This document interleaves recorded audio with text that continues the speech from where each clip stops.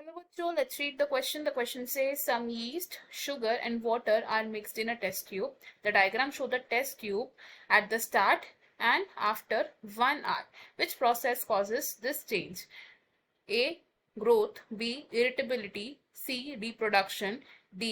Respiration. इस question में हमें बोला गया है कि एक टेस्ट ट्यूब में यीस्ट, शुगर एंड वाटर को मिक्स किया गया है एंड गिवन डायग्राम में हमारे पास दो टेस्ट ट्यूब्स हैं. फर्स्ट टेस्ट ट्यूब रिप्रेजेंट कर रही है start of the reaction and second test tube represent कर रही है the state of test tube after 1 hour. हमें बताना है कि ये जो चेंज है ये किस वजह से आया है. तो हम की कॉन्सेप्ट से स्टार्ट करेंगे. इस क्वेश्चन में हमारा की कॉन्सेप्ट है मेटाबॉलिज्म. मेटाबॉलिज्म क्या होता है? It is a sum total of biochemical reactions जो हो रहे हैं इन अ लिविंग सेल या फिर लिविंग बॉडी. मेटाबॉलिक रिएक्शन का एक एग्जांपल हो सकता है रेस्पिरेशन. तो रेस्पिरेशन क्या है? It is a metabolic reaction जिसमें क्या किया जाता है, शुगर का ब्रेक डाउन किया जाता है to liberate energy, to liberate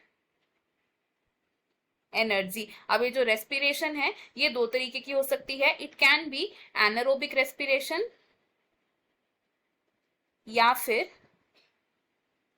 aerobic respiration. Anaerobic respiration होती है in oxygen deficit conditions, in lack of oxygen. और एरोबिक रेस्पिरेशन होती है in the presence of oxygen. अगर हम बात करें यीस्ट में रेस्पिरेशन की अबाउट यीस्ट, तो यीस्ट है एक सिंगल सेल्ड ऑर्गेनिज्म. जब यीस्ट में रेस्पिरेशन होती है तो it can be anaerobic respiration या फिर एरोबिक रेस्पिरेशन. अगर हम बात करें अंडर एरोबिक कंडीशंस, तो एरोबिक कंडीशंस के अंदर यीस्ट क्या करती है, शुगर का ब्रेकडाउन होता है एंड क्या फॉर्म होता है, carbon dioxide bubbles, water and some amount of energy. लेकिन अगर एनारोबिक कंडीशंस है, ऐसी कंडीशंस में भी यीस्ट रेस्पायर कर सकती है.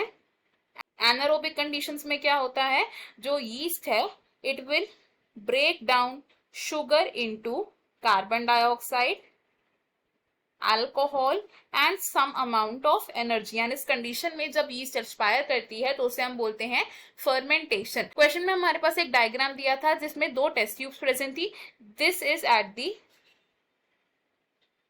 Beginning of the reaction and ये है after 1 hour the state of test tube.